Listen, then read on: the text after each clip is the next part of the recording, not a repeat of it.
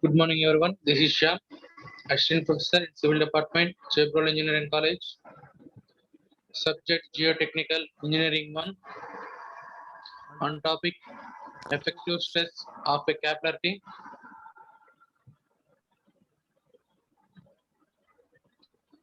So, first we discuss the principle of effective stress capillary. Derkheim was the first to enunciate the effective stress principle. It can be said that the doing that he opened the floodgates to the discipline of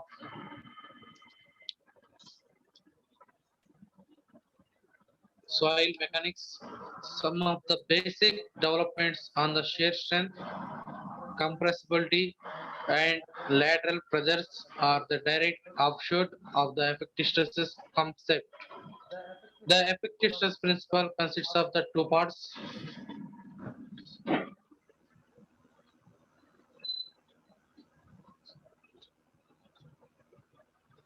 One is the definition of the effective stress, and the second one is the importance of effective stress in engineering behavior of soil. So next we will discuss the total stress, pore pressure, and effective stress. First of all, total stress. The normal stress is defined as the sum of the normal component of the forces. It is indicated sigma n over the plane x axis. It is divided by the area of the plane A. Generally, it is denoted by the sigma. So stress is indicated the sigma,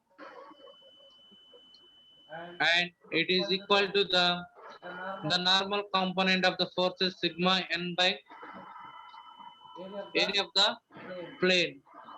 So area of the plane it is indicated A, and normal component of the forces sigma n, total forces.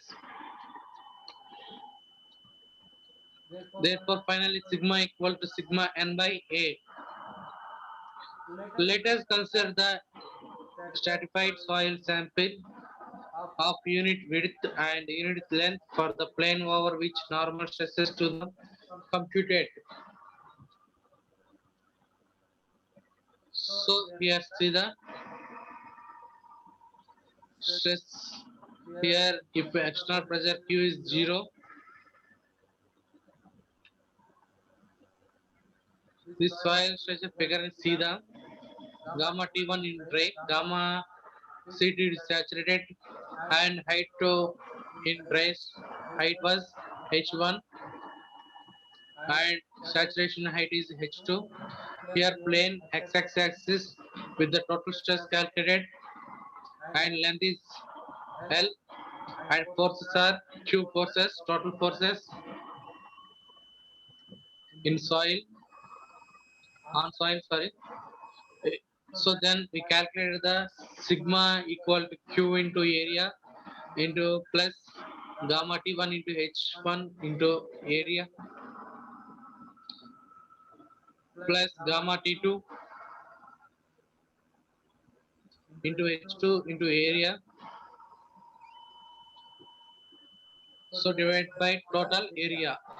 This forces on x-axis plane means total forces. This is the one force, Q is the one force, and gamma T is the dry saturation is one force, and it is the gamma T2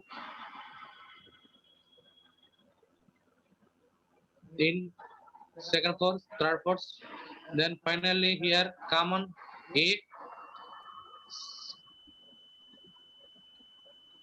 Here A is A cancel. Then finally sigma equal to Q plus gamma D means dry saturation H1 plus gamma saturation H2.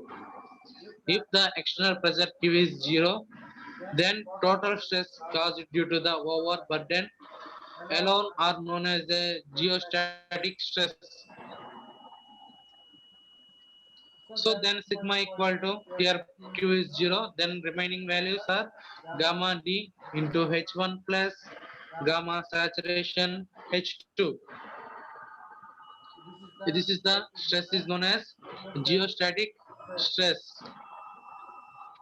Next one, pore pressure. It is the pressure exerted by the pore water filled in the void of the soil skeleton. It is denoted by the U and equal to the depth H2.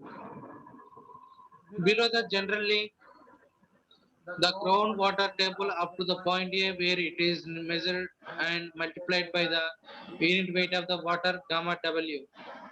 Then U equal to H2 into gamma W. Here you see the saturation of the soil and HD of the saturation of soil height and dry soil here, and height of the dry soil is H1. It is the plane x-axis and it is water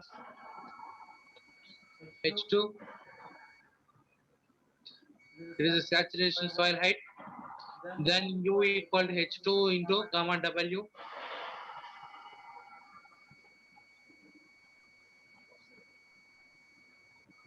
Here pore pressure is also called as the natural stress.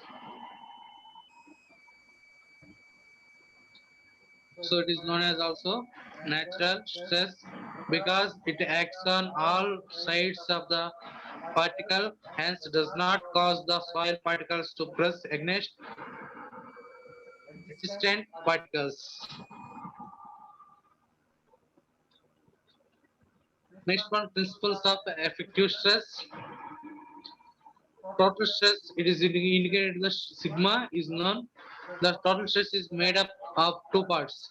One part is due to the pore water pressure U, and another one is the other part of the due to pressure exerted by the soil skeleton is caused the effective stress sigma dash. That is sigma equal to U plus sigma dash. Then finally sigma dash equal to sigma bar equal to sigma minus U. Substituting the value of sigma and U from equation 1 and 2, we have, so here we see the U equal to H2 into gamma W, it is the equation 2. Similarly, sigma is the equation 1.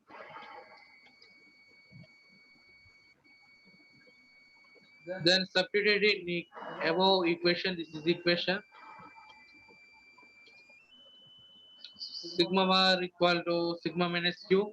Sigma bar equal to sigma value is the gamma D H1 plus gamma saturation H2. Gamma D means dry soil, saturation means saturation soil, heights of H1 and H2 minus U value is the from equation 2 H2 into gamma W. Substitute in U value. Then finally gamma D H1 plus gamma saturation minus gamma W in this common H2, and finally gamma D H1 into gamma saturation minus gamma W equal to gamma dash. So gamma dash into H2.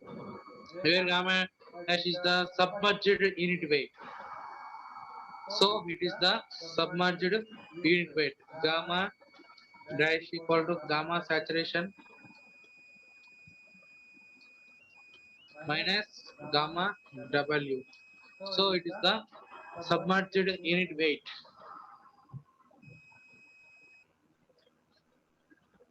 Next one, the effective stress in partially saturated soils.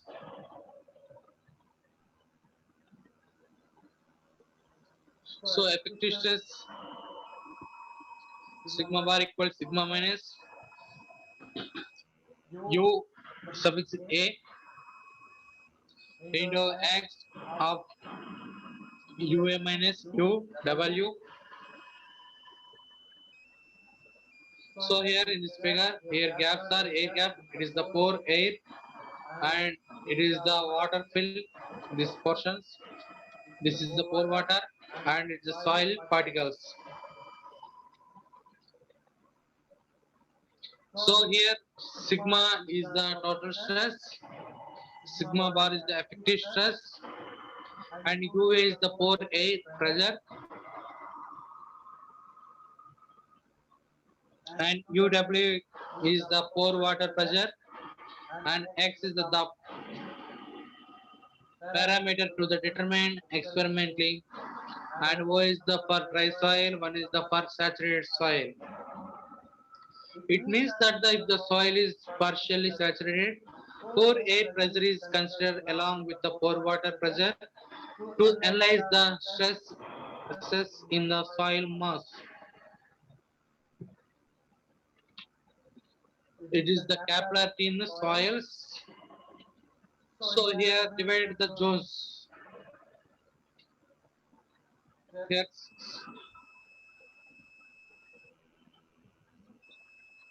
here observe the zone of the soil water below the ground surface. It is the zone 1 first of all. So this portion zone 1, it is the submerged zone, and it is the zone 2, it is the capillary zone, and third zone is the zone of irritation. This is the third zone, and it forces percolation forces. It is the top of the earth surface is the rainfall. This is the water table.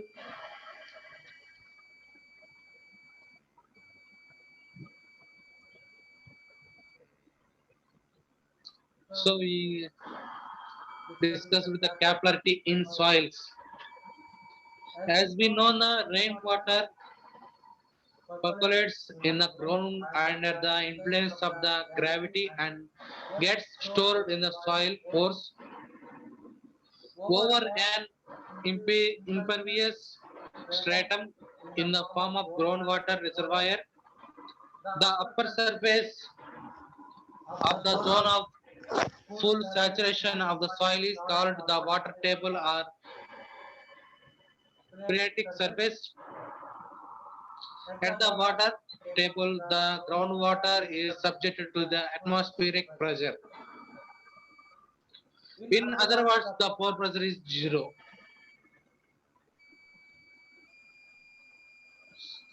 Soil water can exist in three zones as shown in below. Zone 1 is the submerged zone. This zone exists below the groundwater table. The soil in this zone in submerged condition and pore pressure is hydrostatic, that is positive. So in this is figure submerged zone. It is the below of the water table, and soil the zone is submerged condition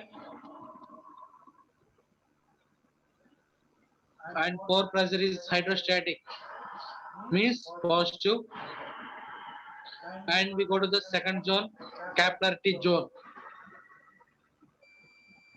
If gravity was the only force acting on the percolating water and taking it downward, then the soil above the water table would be completely dry, but it is not an actual practice. Soil in this zone is completely saturated upon the some height above the water table. This phenomena is of rising water in soil is known as capillarity in soils. So here, soil above the water table, it is the capillarity zone, means above the water table is soil.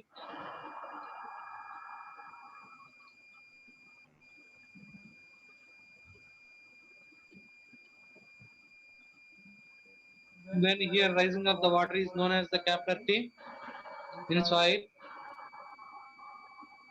Next we discuss the third zone, zone 3 is the zone of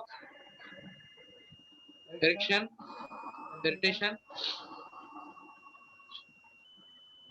So zone 3 it is the zone of aeration. The above the capillarity zone and up to the certain height, there exists a zone is called zone of aeration, in which the soil is able to retain small water droplets surrounded on the all sides by air. This water is known as the contact moisture or hydroscopic water. The contact moisture is retained by the soil against the gravity drainage by the action of capillarity. So we will discuss the total three zones. Next, capillary rise in soils.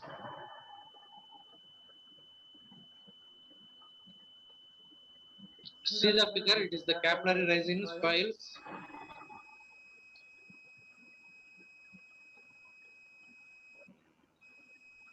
So it is the water. It is the capillary tube and height of the capillary tube height is hc.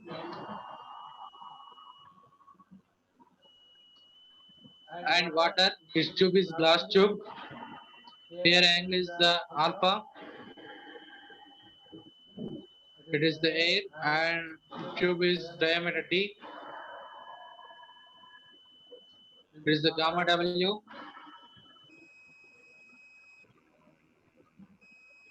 So we can get the understanding of the capillarity in soil by idealizing the continuous white spaces as the capillarity tubes. Consider a single idealized tube as shown in figure. The surface tension means forces, tensile forces means tension forces, puts the water upward till the height hc. This is the hc, height of tube, at which the weight of water in the column is in equilibrium with the magnitude of the surface tension force.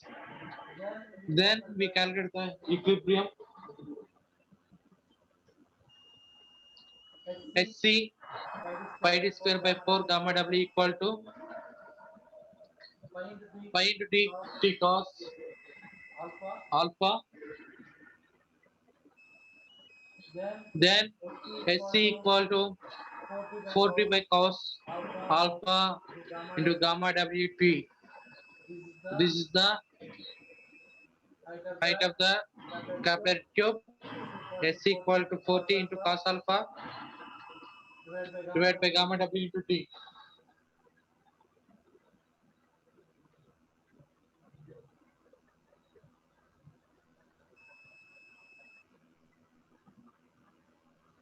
In this capillary rise in soils, capillary rise means capillary height.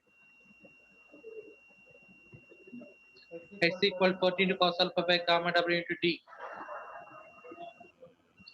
Then Hc equal to 14 to cos alpha gamma w t, where alpha equal contact angle, t equal to surface tension,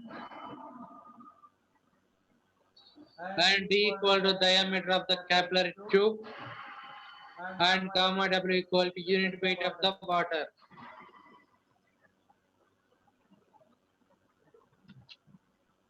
So here reminder Hc centimeters at 4 degrees centigrade and Hc capillary rise at 20 degrees centigrade. Here differences of the capillary heights. At 4 centigrade, Hc equal to 0.3084 divided by d at 4 centigrade. Similarly, Hc 0.2975 divided by d at 20 d centigrade. Because of the complex nature of the soil, a theoretical prediction of the capillary rise in soil is not possible. Tedjai and Pick suggested an approximate relationship to the find capillary rise in situ. Hc equal to C by E D10, E into D10, where C is the empirical constant, the value of which depends upon the shape and surface impurity of the grains and lies between 0.1 to 0.5 centimeters square. Here E equal to wide ratio, D10 equal to the effective grain size.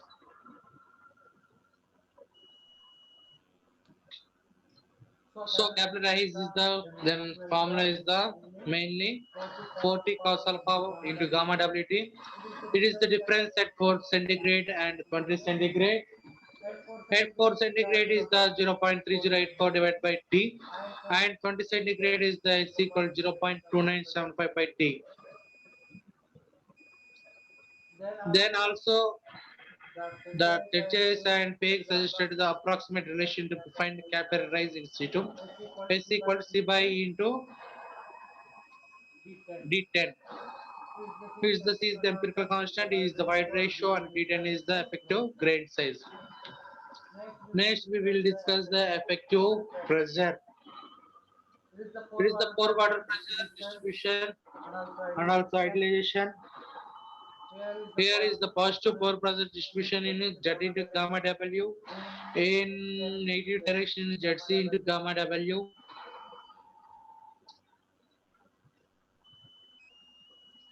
It is the neutral axis.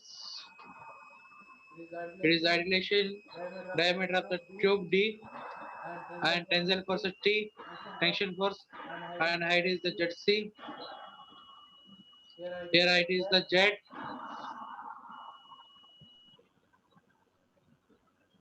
This is the capillary pressure. Capillary water rises against to the gravity and is held by the surface tension. Therefore, the capillary water exerts the tensile force on the soil and resulting in the negative pressure of the water means capillary pressure. Certain interaction between the particles from the effective stress equation is sigma bar equals sigma minus u. When the pore water is the in compression as in case of hydrostatic pressure.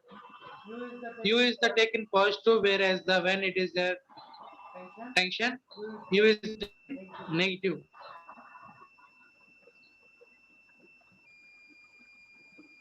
Therefore, the effective stress is capillary zone. Then sigma bar equal to sigma minus of minus UC, that equal to sigma plus UC. It means that due to the capillary in soils effective stress increases. Do you know the negative pressure of the water means capillary pressure held above the water table results in attractive forces between the particles. It is called as a soil suction. Bulking of the sand also occurs because of the capillarity. Capillarity produces apparent cohesion which holds the particles in cluster enclosing honeycombs. Water may flow over the crest of the impermeable core and dam even through. The free surface may be lower than the crest of core.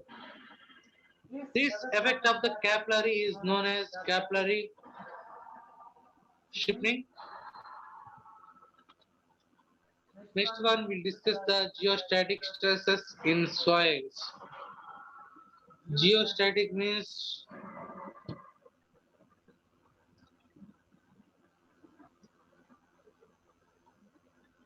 total stresses. The stresses within the soil mass may be caused by the self weight of the soil and also by the external loads which may be applied to the soil. The pattern of the stresses caused by the external loads is usually complicated on. However, there is one common situation in which the self of the soil gives rise to a very simple pattern of the stresses. Ground surface is horizontal nature of soil does not vary significantly in the horizontal direction. Such a situation frequently occurs in the case of sedimentary deposits. The total Stresses caused in the such as a situation at the point of soil mass is called geostatic stresses. In this geostatic situation, there are no shear stresses upon the horizontal and vertical planes within the soil. If external loading contributes to this stress, the stress will be simply be called as the total stress. The vertical geostatic stresses at a point below the surface is equal to the weight of the soil laying directly above the point. If the unit weight of the soil gamma is constant with the depth, then the total stress is sigma.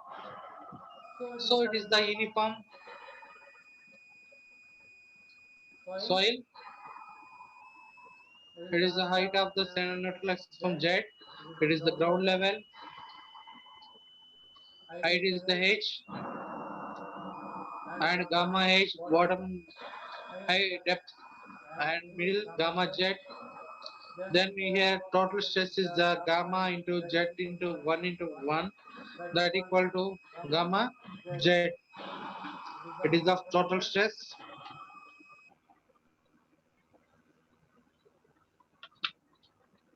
So here it classified three zones in stratified soil.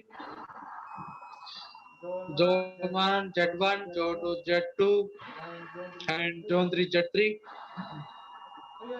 Here if the soil is stratified with the different unit weights for each stratum, means each zone is one of the stratum. It is as shown in figure. Then sigma can be calculated as here one stratum first is the Z1 gamma 1 and Z2 gamma 2 and Z3 gamma 3. So here first means stratum, each stratum, first stratum Z1 gamma 1. So here second one Z2 gamma 2 means it is the both adding gamma 1 plus Z1 plus gamma 2 plus gamma 2 into Z2. And third stratum is Z3 gamma 3 means three stratums are added Z1 gamma 1 plus Z2 gamma 2 plus Z3 gamma 3. These are the three stratum lines. Then is the final stress sigma equal to gamma 1 Z1 plus gamma 2 Z2 plus gamma 3 plus Z3. Then finally it is written as gamma Z sigma gamma Z. So when soil is dry, it is case 1. Consider a stratum when the water table is at large distance from the ground surface. Then the stresses at the depth Z is given as total stress sigma equal to gamma D into Z. Gamma D means dry state case and core water pressure is Q equal to 0 and effective stress sigma bar equals sigma minus U. Sigma means gamma dz minus U equal to gamma dz in dry state. Here vertical stress distribution in dry soil. So it is the dry soil. Gamma D equal to gamma G into gamma W by 1 plus E. So it is the total stress sigma gamma D into H gamma D into Z and core pressure is the 0 and effective stress is the gamma D into H means gamma D Z sigma bar also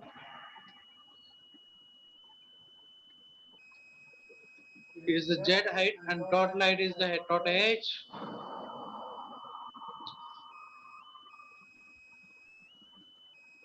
Here total stress, core pressure, effective stress. Effective stress equal to total stress minus core pressure. So sigma bar equal to sigma minus Q. So gamma T H into minus 0, that equal gamma T H. It is the effective stress. Next one, case 2, when the soil is moist. So in vertical stress distribution, soil gamma T G plus SC by 1 plus C to gamma W. Sigma is the total stress, pore pressure, and effective stress. It is the gamma T means moist into H, and pore pressure is the 0. Then finally equal to effective stress minus total stress minus pore pressure mu, that equal to gamma T into H minus 0, that equal to gamma T H. So there is the situation of a partially saturated soil when it is difficult to predict the pore water pressure distribution. In this case, pore pressure is neglected. Bulk unit weight is of soil is calculated by the gamma T.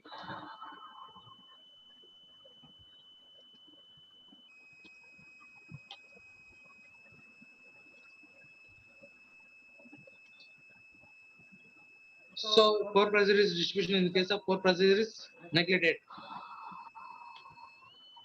Here gamma T equal to G plus SC by 1 plus T into gamma W, means it is the bulk unit weight. Next gamma T G plus SC into 1 plus E gamma W. Thus total stress sigma gamma T Z. Pore pressure also U. Then sigma bar equal sigma minus U. Gamma T Z minus U, that equal to gamma T Z. It is the effective stress. Effective stress means sigma bar.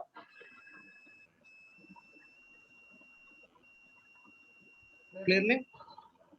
Next, case 3, when the soil is saturated.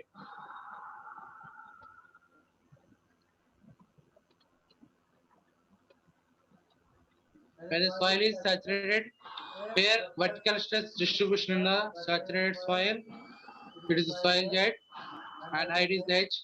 Gamma saturation equal to G plus C by 1 plus C into gamma W. This is a gamma saturation into Z. So pore pressure indicated in 0 U, and total stress is the gamma saturation into H. Then effective stress is the sigma bar equal to sigma minus U. So here vertical stress distribution is saturated soil. This is the saturation of the saturated soil above the water table, which is due to the some reasons like rain, watering, or irrigation. Hence, pore water pressure is 0. Therefore, the stresses are governed by the saturated with the weight of the soil. Thus, total stress is the sigma into gamma saturation into Z. It is the total stress sigma gamma saturation into Z. Here, when saturation soil portion, it is the height Z, and total the height is H. We calculated only soil stresses, and pore water pressure is the 0, and effective stress sigma bar equal to sigma minus U, gamma saturation Z minus U, that equals gamma saturation Z. And next we will go to the case 4, when soil is completely submerged. In this situation, soil is under the water table in submerged condition with the water table at the ground level. Therefore, water pressure is hydrostatic. In this case, total stress is governed by the saturated. Unit weight of soil and effective stress is governed by the submerged. Then the stresses, total stress is the gamma saturation H, and pore pressure is gamma WZ, and effective stress is the gamma dash H. It is the water temperature in ground level. Gamma dash equal to G plus C by 1 plus C into gamma W minus gamma W. In this submerged soil, total stress is a sigma equal to gamma saturation into Z, and pore pressure is equal to gamma W into Z. Then effective stress is the sigma bar equal to sigma minus U. It is the gamma saturation into Z minus gamma W into Z. Here, gamma saturation minus gamma W means gamma dash. So gamma dash equal to gamma saturation minus gamma W. This is the gamma dash. Then we'll substitute gamma dash into Z. It is the effective stress. So gamma dash into Z is the case 4. And next one is the case 5. When soil is completely saturated by the capillarity.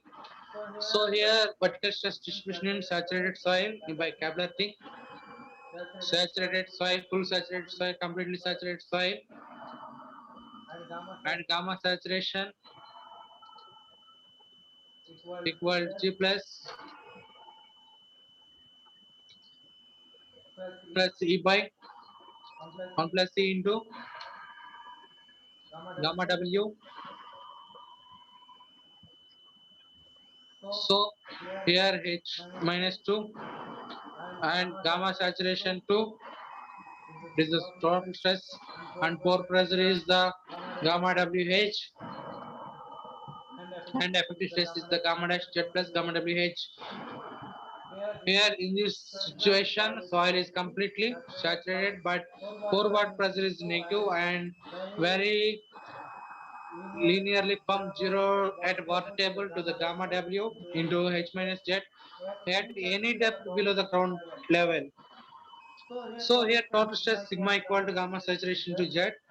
Pore pressure U equal to gamma W into H minus Z. Effective stress sigma bar equal to sigma minus U. Gamma saturation into Z plus gamma W into H minus Z. So take the gamma saturation minus gamma W is common into Z plus gamma WH. So we know the gamma dash equal to gamma saturation minus gamma W. So gamma W into Z plus gamma W into H. It is the sigma bar. It is the effective stress.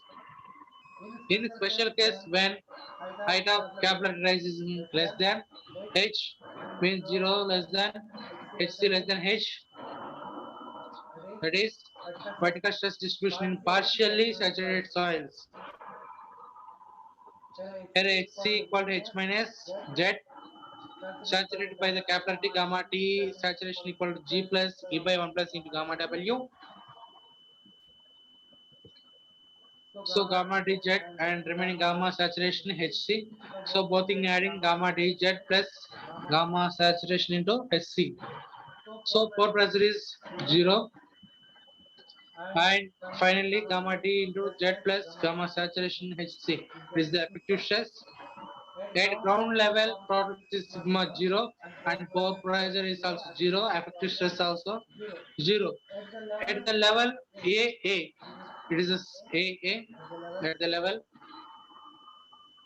The total stress is the sigma A into gamma dz. It is at AA, and pore pressure is gamma W into Hc. It is the negative direction minus gamma W into Hc, and effective stresses sigma bar equal to sigma minus U. Then sigma is the gamma d z and minus of gamma W into Hc. That equal to gamma d z plus gamma W Hc. At the level of BB, it is the level BB. and total stress is the sigma B plus gamma D Z plus gamma saturation Hc. This is the level of BP, it is total stress, and pore water pressure is zero at BB section, and effective stress is sigma bar equals sigma minus U. Sigma is the substituted in equation and UVL is substituted equation. Then finally gamma D into Z plus gamma W into Hc. These are the three levels at ground level. This is the ground level and AA level and BB level. These are the three levels for the saturation of the partial saturation of the soil.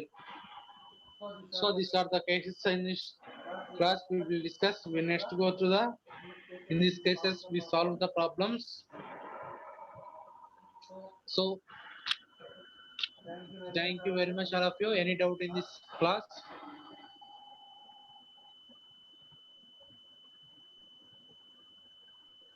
Okay, thank you very much.